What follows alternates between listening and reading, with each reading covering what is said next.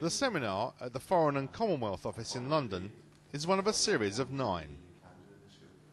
Hosted by Britain's Europe Minister Jim Murphy, who said after 8 years of talks on EU structure, important policy issues now need to be discussed. We enter into, I think a more important debate, and hopefully as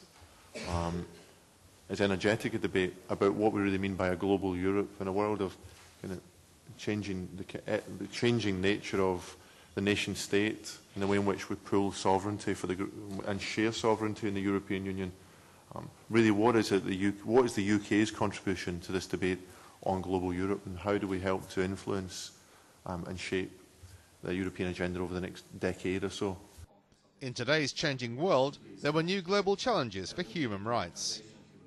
They underpin a new set of global challenges, be it climate change, migration, poverty, weapons of mass destruction, and all of these contemporary challenges require global solutions.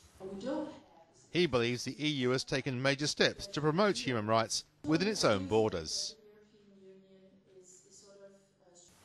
Internally, I think the EU has taken some very important steps to ensure that the rights of its citizens are clearly defined and respected. The legislation dealing with human rights at a European level, of course, by nature, is inevitably complex. But the fact that rights are protected by a functioning rule of law at regional level is one of Europe's distinct added values. As the EU continues to expand, human rights and democracy must be core values for all members.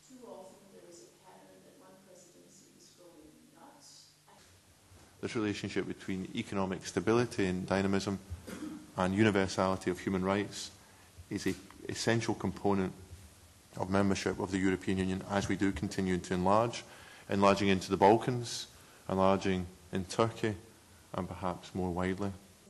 And as a global player, the European Union has to ensure human rights are enshrined in all its policies.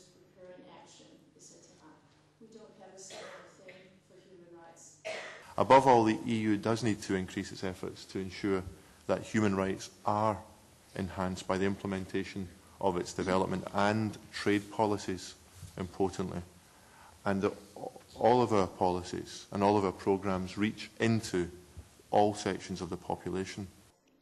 As the European Union continues to expand, it needs to ensure democracy and human rights are central to all new member states, and to do the same with their international policies in an increasingly globalised world. After the speeches to perform her role as our chair, I should have also welcomed you to the map room.